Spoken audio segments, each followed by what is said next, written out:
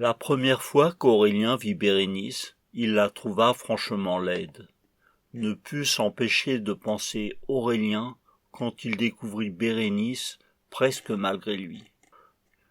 Et il se demanda alors aussitôt comment était-ce possible qu'il ait ce genre de pensée et aussi pourquoi il parlait de lui à la troisième personne. Il avait beau chercher dans tous ses souvenirs, il ne voyait pas où et quand ça lui était déjà arrivé une chose pareille.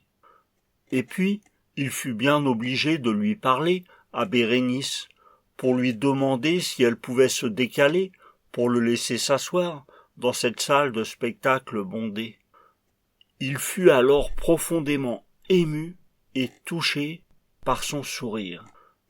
Un sourire qu'il trouva sincère et attirant, si bien que troublé, il regarda alors le spectacle sans vraiment le voir. Ce spectacle, le Fou d'Elsa, de Louis Aragon, dont le tout Paris parlait.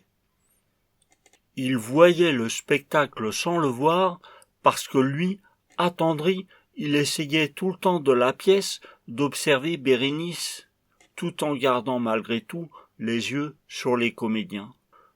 Il l'invita ensuite poliment dans un salon de thé à côté du théâtre.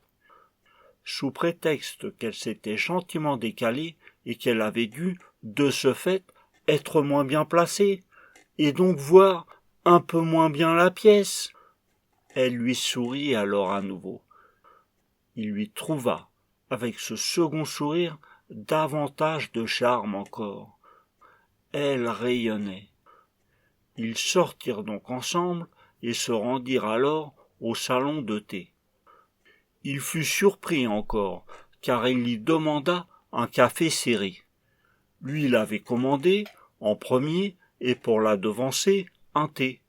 Un Earl Grey, pour qu'elle le prît pour un gentleman, et dans le but de la séduire.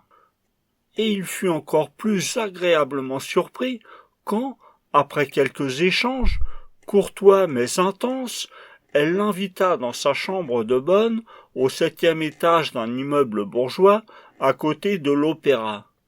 C'était, disait-elle, pour lui lire Les yeux d'Elsa, un poème aussi de Louis Aragon.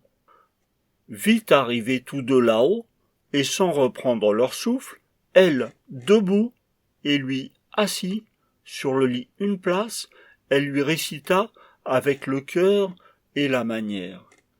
Et lui, enchanté, envoûté, il ne la quittait plus des yeux, elle, là, et il buvait, savourait chacune de ses paroles. Elle l'étonnait encore, car en fait, elle le connaissait sur le bout des doigts, ce poème.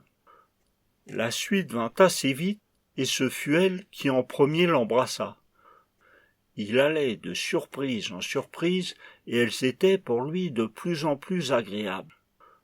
Ils se mirent assez vite à se dévêtir, et, nouvel éblouissement, il trouva alors son corps superbe. Le reste s'enchaîna rapidement. Ils s'enlacèrent, s'entrelacèrent et s'unirent une première fois. Ils bougèrent alors, s'en allèrent, s'envolèrent, s'envoyèrent en l'air. Et dans cette montée aux cieux, ils s'agitèrent sur un rythme binaire. Puis ils aboutirent et achevèrent leurs efforts. Ils se cherchèrent souvent et se trouvèrent ensuite plusieurs fois dans la nuit, et ce jusqu'aux aurores. Si bien qu'au petit matin, il affichait au beau milieu du visage et jusqu'aux oreilles, et aussi presque jusque dans les yeux, un large sourire béat. Elle aussi, elle était belle et elle souriait. Et ce matin-là, Aurélien se demandait donc pourquoi il avait bien pu penser ça, aussi à la troisième personne, et aussi pourquoi ça lui était resté en tête et revenu juste à ce moment-là, la première fois qu'Aurélien vit Bérénice, il la trouva franchement laide.